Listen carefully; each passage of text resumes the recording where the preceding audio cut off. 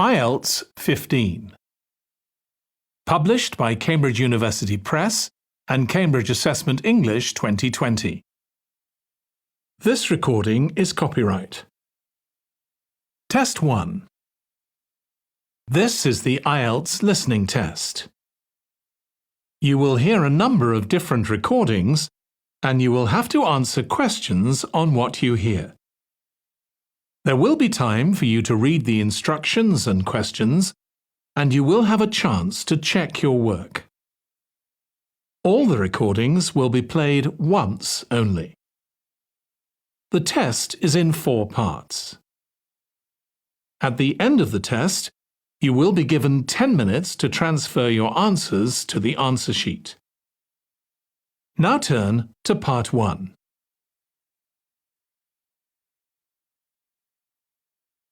Part 1. You will hear a woman phoning a friend to get information about a job agency. First, you have some time to look at questions 1 to 5.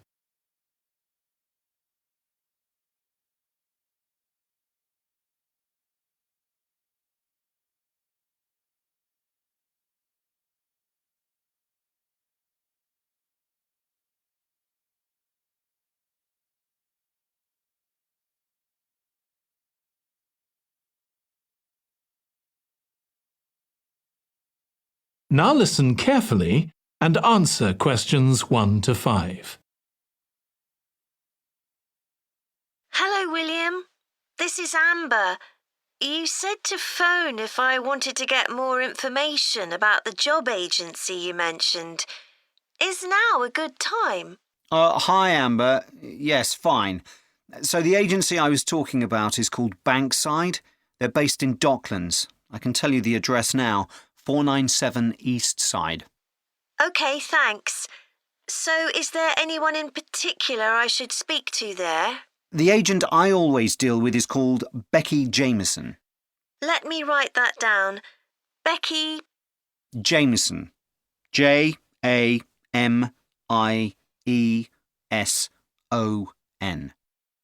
Do you have her direct line? Yes, it's in my contacts somewhere. Right, here we are. 07866 510 333. I wouldn't call her until the afternoon if I were you. She's always really busy in the morning trying to fill last-minute vacancies. She's really helpful and friendly, so I'm sure it would be worth getting in touch with her for an informal chat. It's mainly clerical and admin jobs they deal with, isn't it? That's right. I know you're hoping to find a full-time job in the media eventually, but Becky mostly recruits temporary staff for the finance sector, which will look good on your CV and generally pays better too. Yeah, I'm just a bit worried because I don't have much office experience. I wouldn't worry. They'll probably start you as a receptionist or something like that. So what's important for that kind of job isn't so much having business skills or knowing lots of different computer systems, it's communication that really matters, so you'd be fine there. And you'll pick up office skills really quickly on the job. It's not that complicated. OK, good. So how long do people generally need temporary staff for? It would be great if I could get something lasting at least a month. That shouldn't be too difficult. But you're more likely to be offered something for a week at first, which might get extended. It's unusual to be sent somewhere for just a day or two. Right. I've heard the pay isn't too bad. Better than working in a shop or a restaurant. Oh, yes, definitely. The hourly rate is about £10, $11 if you're lucky. That's pretty good. I was only expecting to get £8 or £9 an hour. Before you hear the rest of the conversation, you have some time to look at questions 6 to 10.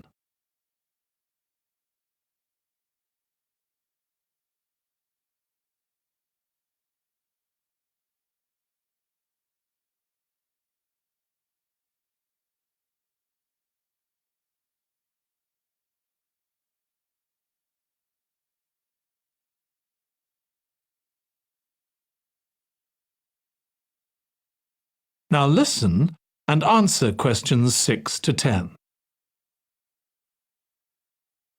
Do you want me to tell you anything about the registration process? Yes, please. I know you have to have an interview. The interview usually takes about an hour, and you should arrange that about a week in advance. I suppose I should dress smartly if it's for office work. I can probably borrow a suit from Mum. Good idea. It's better to look too smart than too casual. Will I need to bring copies of my exam certificates or anything like that? No, they don't need to see those, I don't think. What about my passport? Oh yes, they will ask to see that. OK. I wouldn't get stressed about the interview, though. It's just a chance for them to build a relationship with you, so they can try and match you to a job which you'll like. So there are questions about personality that they always ask candidates, fairly basic ones, and they probably won't ask anything too difficult, like what your plans are for the future. Hope not. Anyway, there are lots of benefits to using an agency. For example, the interview will be useful because they'll give you feedback on your performance so you can improve next time. And they'll have access to jobs which aren't advertised. Exactly. Most temporary jobs aren't advertised. And I expect finding a temporary job this way takes a lot less time. It's much easier than ringing up individual companies. Yes, indeed. Well, I think I've covered everything. That is the end of Part 1. You now have 1 minute to check your answers to Part 1.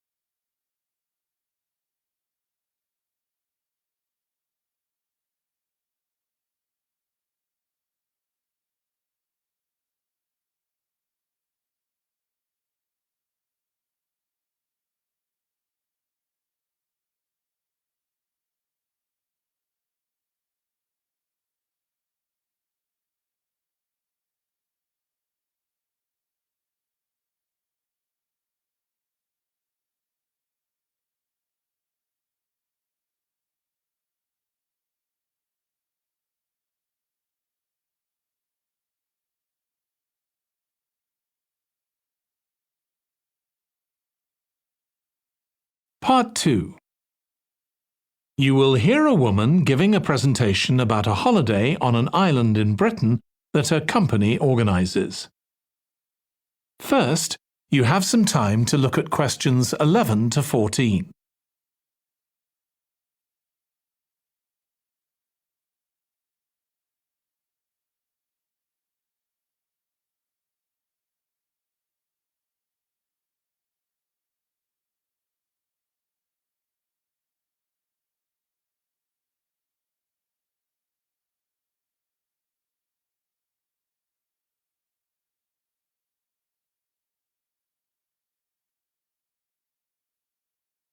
Now listen carefully and answer questions 11 to 14. Good morning. My name's Erica Matthews, and I'm the owner of Matthews Island Holidays, a company set up by my parents. Thank you for coming to this presentation, in which I hope to interest you in what we have to offer. We're a small family-run company, and we believe in the importance of the personal touch. So we don't aim to compete with other companies on the number of customers. What we do is build on our many years' experience, more than almost any other rail holiday company, to ensure we provide perfect holidays in a small number of destinations, which we've got to know extremely well. I'll start with our 6-day Isle of Man holiday.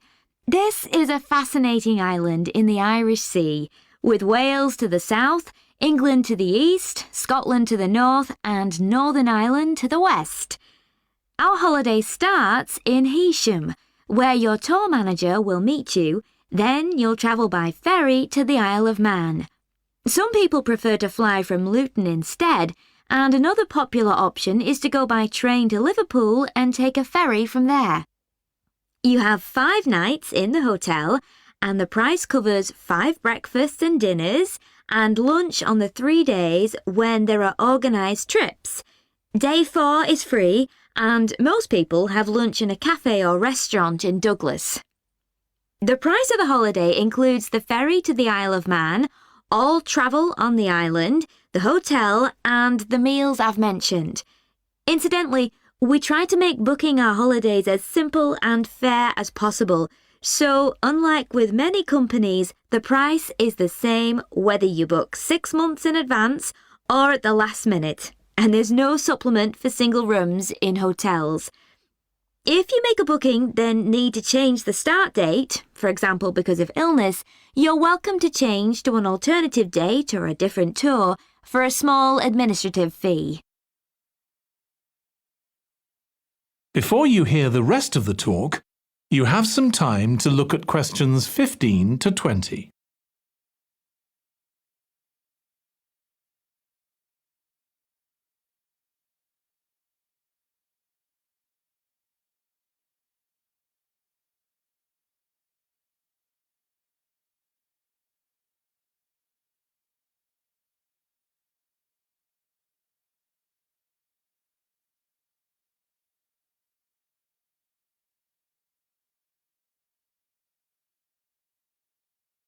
Now listen and answer questions 15 to 20. Okay, so what does the holiday consist of? Well, on day 1, you'll arrive in time for a short introduction by your tour manager, followed by dinner in the hotel. The dining room looks out at the river, close to where it flows into the harbour, and there's usually plenty of activity going on. On day 2, you'll take the coach to the small town of Peel, on the way calling in at the Tynwald exhibition. The Isle of Man isn't part of the United Kingdom, and it has its own parliament called Tynwald. It's claimed that this is the world's oldest parliament that's still functioning, and that it dates back to 979. However, the earliest surviving reference to it is from 1422, so perhaps it isn't quite as old as it claims. Day 3, we have a trip to the mountain Snaefell. This begins with a leisurely ride along the promenade in Douglas in a horse-drawn tram. Then you board an electric train which takes you to the fishing village of Laxey. From there, it's an 8-kilometre ride in the Snaefell Mountain Railway to the top. Lunch will be in the cafe, giving you spectacular views of the island. Day 4 is free for you to explore, using the pass which we'll give you. So you won't have to pay for travel on local transport or for entrance to the island's heritage sites. Or you might just want to take it easy in Douglas and perhaps do a little light shopping. The last full day, day 5, is for some people the highlight of the holiday, with a ride on the steam railway from Douglas to Port Erin. After some time to explore, a coach will take you to the headland that overlooks the Calf of Man, a small island just off the coast. From there, you continue to Castletown, which used to be the capital of the Isle of Man and its medieval castle. And on day 6, it's back to the ferry, or the airport if you flew to the island, and time to go home. Now, I'd like to tell you a bit more. That is the end of part 2. You now have 30 seconds to check your answers to part 2.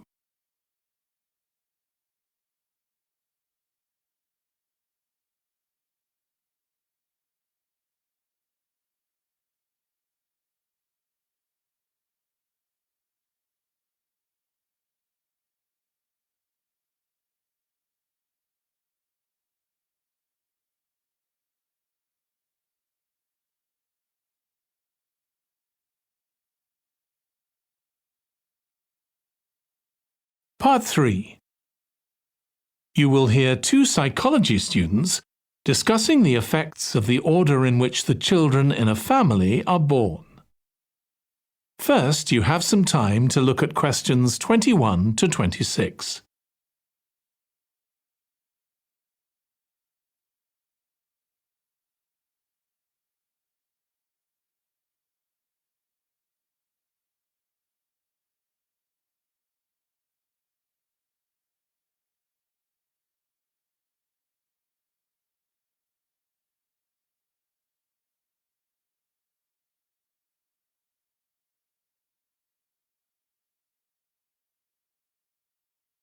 Now listen carefully and answer questions 21 to 26.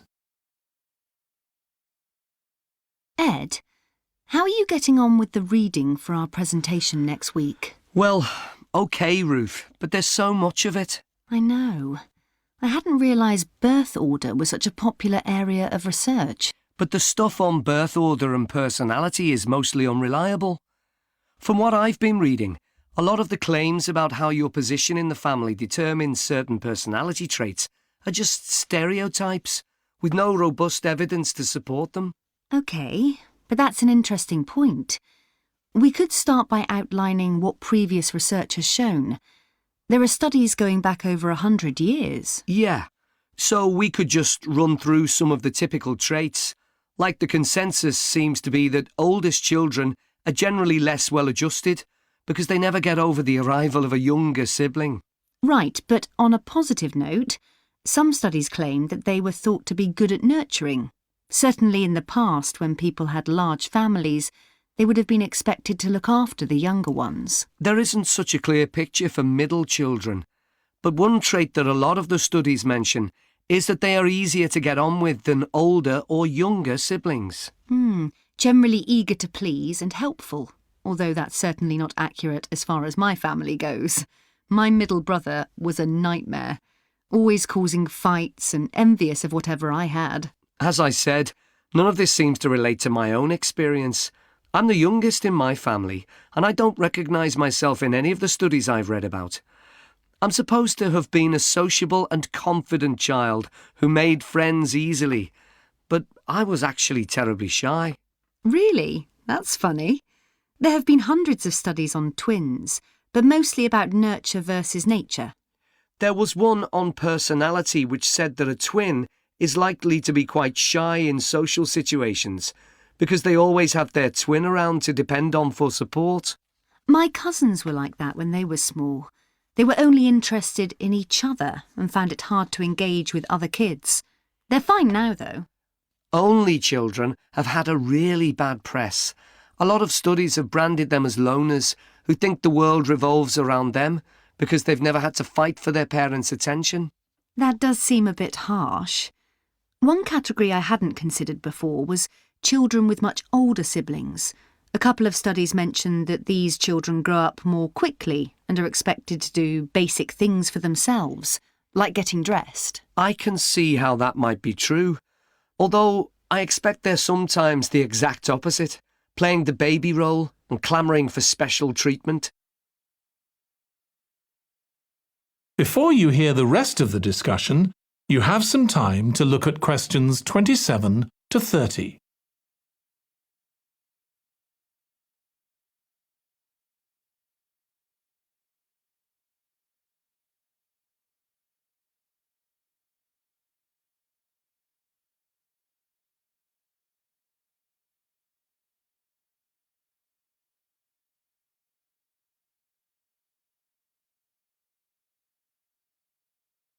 Now listen and answer questions 27 to 30. What was the problem with most of these studies, do you think? I think it was because, in a lot of cases, data was collected from only one sibling per family, who rated him or herself and his or her siblings at the same time. Some of the old research into the relationship between birth order and academic achievement has been proved to be accurate, though. Performances in intelligence tests declined slightly from the eldest child to his or her younger siblings. This has been proved in lots of recent studies. Yes, although what many of them didn't take into consideration was family size. The more siblings there are, the likelier the family is to have a low socio-economic status, which can also account for differences between siblings in academic performance. The oldest boy might be given more opportunities than his younger sisters, for example. Exactly. But the main reason for the marginally higher academic performance of oldest children is quite surprising, I think. It's not only that they benefit intellectually from extra attention at a young age, which is what I would have expected. It's that they benefit from being teachers for their younger siblings by verbalising processes. Right. and this gives them status and confidence, which again contributes in a small way to better performance. So, would you say sibling rivalry has been a useful thing for you? I think so. My younger brother was incredibly annoying, and we fought a lot, but I think this has made me a stronger person. I know how to defend myself. We had some terrible arguments, and I would have died rather than apologise to him. But we had to put up with each other, and most of the time we coexisted amicably enough. Yes, my situation was pretty similar. But I don't think having two older brothers made me any less selfish.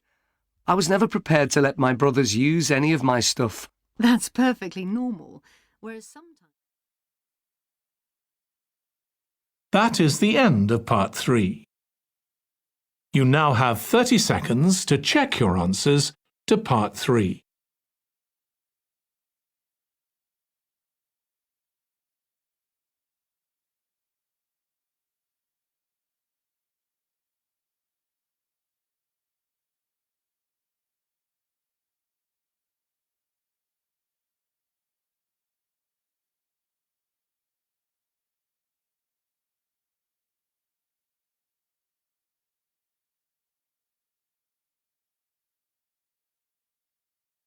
Part 4. You will hear a student giving a presentation about a type of tree known as the eucalyptus, which is common in Australia. First, you have some time to look at questions 31 to 40.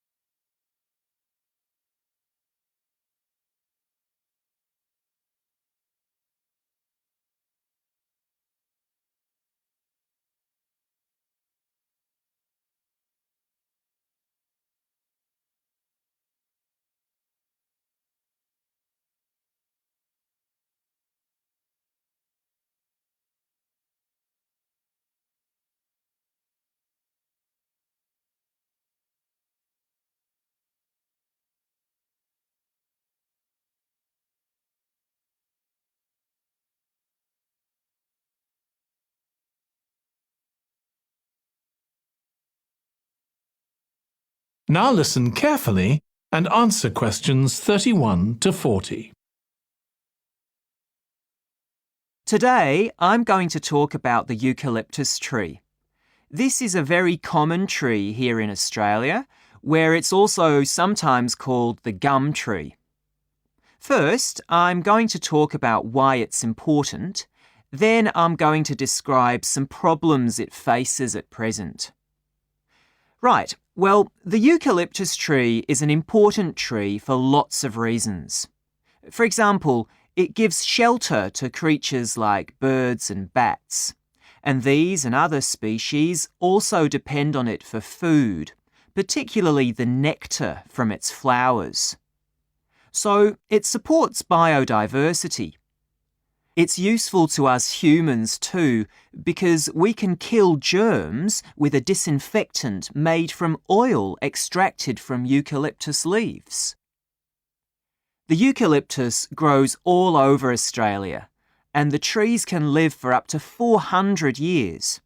So it's alarming that all across the country, numbers of eucalyptus are falling because the trees are dying off prematurely. So, what are the reasons for this? One possible reason is disease. As far back as the 1970s, the trees started getting a disease called Mundula yellows. The tree's leaves would gradually turn yellow, then the tree would die. It wasn't until 2004 that they found the cause of the problem was lime, or calcium hydroxide, to give it its proper chemical name, which was being used in the construction of roads. The lime was being washed away into the ground and affecting the roots of the eucalyptus trees nearby. What it was doing was preventing the trees from sucking up the iron they needed for healthy growth. When this was injected back into the affected trees, they immediately recovered. But this problem only affected a relatively small number of trees. By 2000, huge numbers of eucalyptus were dying along Australia's east coast of a disease known as bell miner-associated dieback. The bell miner is a bird, and the disease seems to be common where there are high populations of bell miners. Again, it's the leaves of the trees that are affected. What happens is that insects settle on the leaves and eat their way round them, destroying them as they go, and at the same time they secrete a solution which has sugar in it. The bell miner birds really like this solution, and in order to get as much as possible, they keep away other creatures that might try to get it. So these birds and insects flourish at the expense of other species, and eventually so much damage is done to the leaves that the tree dies.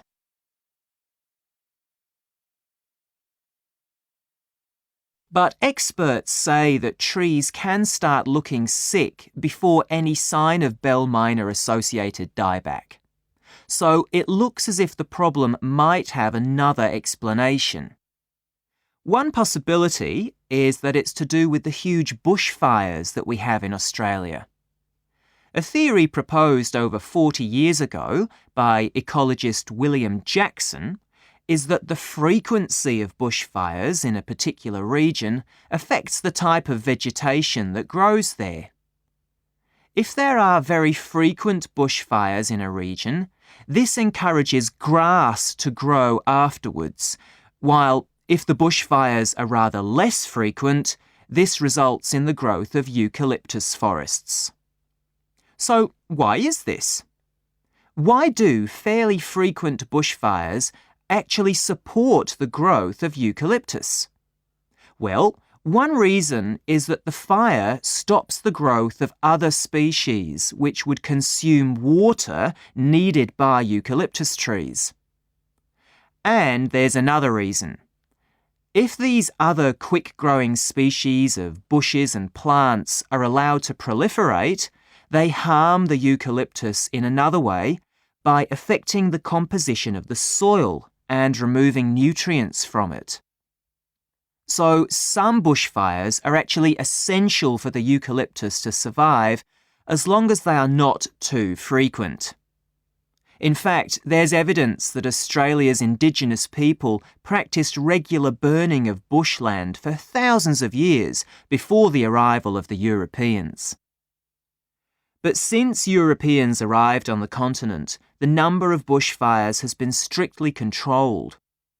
Now, scientists believe that this reduced frequency of bushfires to low levels has led to what's known as dry rainforest, which seems an odd name as usually we associate tropical rainforest with wet conditions. And what's special about this type of rainforest? Well, unlike tropical rainforest, which is a rich ecosystem, this type of ecosystem is usually a simple one. It has very thick, dense vegetation, but not much variety of species. The vegetation provides lots of shade, so one species that does find it ideal is the bell miner bird, which builds its nests in the undergrowth there. But again, that's not helpful for the eucalyptus tree. That is the end of part 4.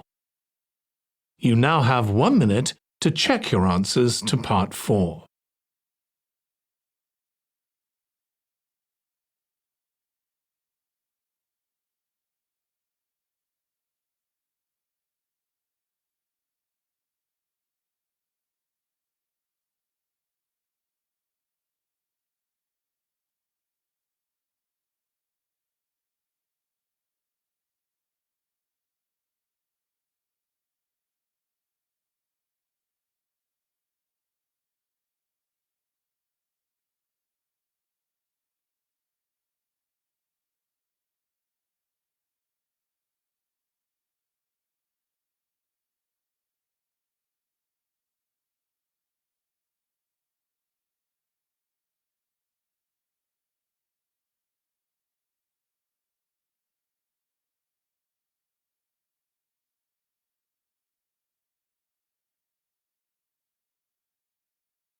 That is the end of the listening test. In the IELTS test, you would now have 10 minutes to transfer your answers to the answer sheet.